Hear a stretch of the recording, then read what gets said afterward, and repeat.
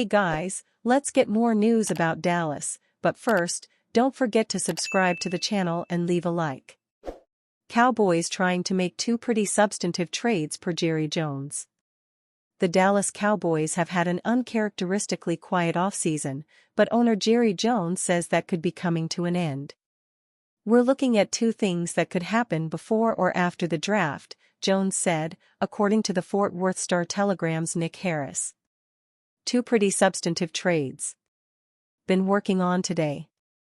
This comment comes just 2 days before the NFL draft is set to kick off in Green Bay this Thursday.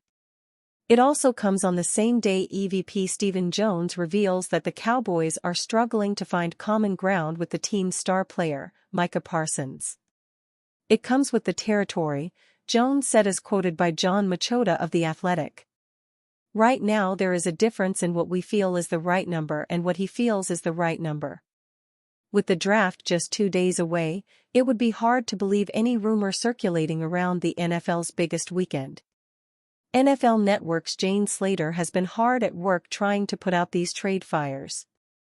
I see it all on my timeline, and no idea where it originated, so I asked, and no disrespect to anyone putting it out there, but the Cortland Sutton to Dallas via trade fake news per a source informed, tweeted Slater early Tuesday afternoon. Slater has become a self-appointed Cowboys rumor firefighter as she got nearly 1 million impressions on March 26 when she took to X yet again to speak on a trade rumor. I run it all down when working this beat, and the Dallas Cowboys are not working on trading Dak to the Browns, Slater said in response to someone claiming they had a Browns source. In fact, texts with two sources tell me fake news, and absolutely not before this gets any sort of wheels.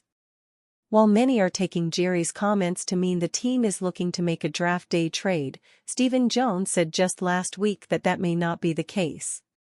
Executive Vice President Stephen Jones said during an appearance on 105.3 The Fan on April 15 that he doesn't necessarily see them trying to trade up in the first round based on how the board is shaping up, reported Bleacher Report's Adam Wells.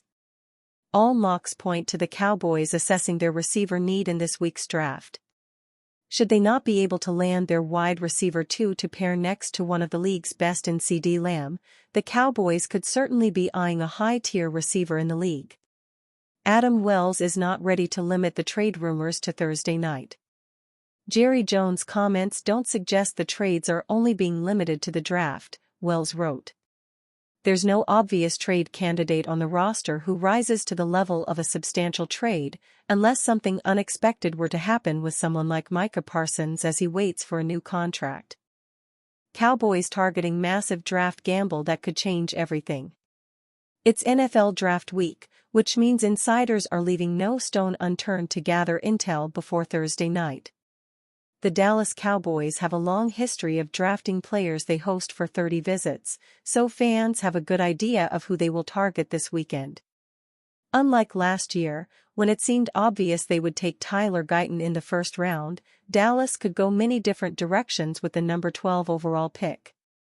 While edge rusher and cornerback are both possibilities, it really seems like the front office wants a new starting wide receiver. Arizona's Tataroa McMillan and Matthew Golden out of Texas have been heavily linked to the Cowboys in the weeks leading up to draft night. While McMillan and Golden are the prohibitive favorites, Jerry Jones throwing fans a curveball is always a possibility. Marshawn Kneeland, 2024 second-round pick, and Luke Schoonmaker, 2023 second-round pick, are two recent examples of surprise picks.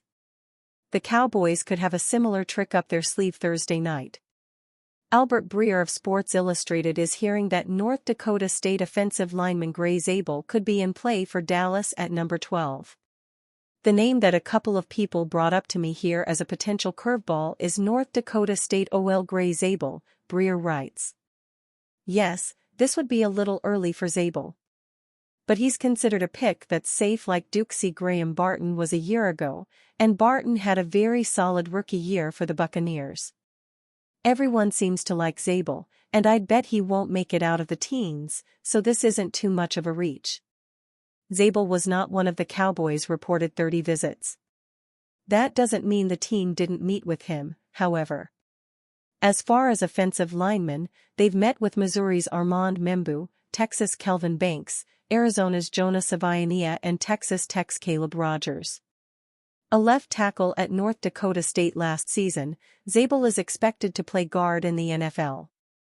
The Cowboys have signed a plethora of depth pieces this offseason, but they've yet to find a clear-cut replacement for Zach Martin, who announced his retirement.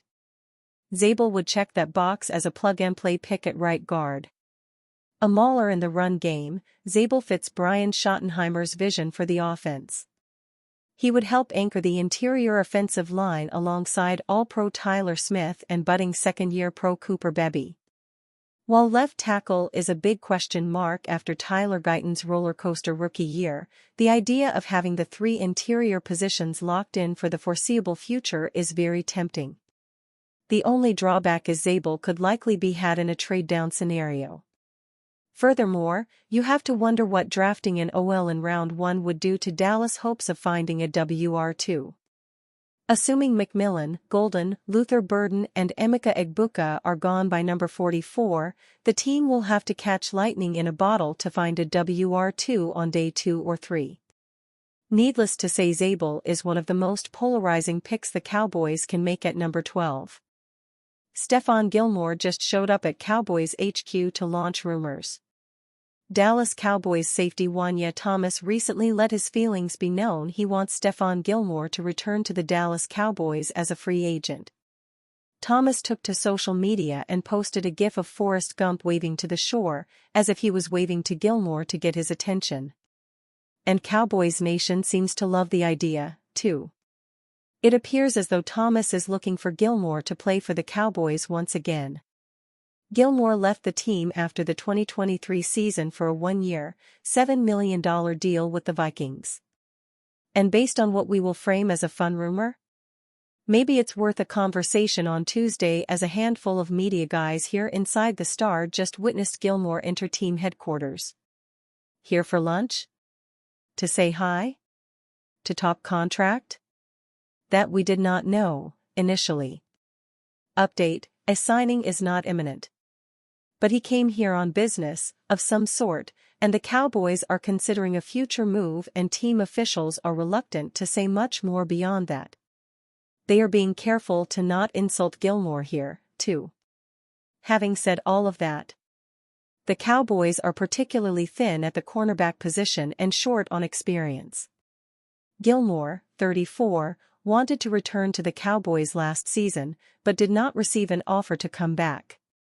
After the 2023 season, Gilmore described his passionate desire to remain a Cowboy. "For sure, I want to be back," Gilmore said.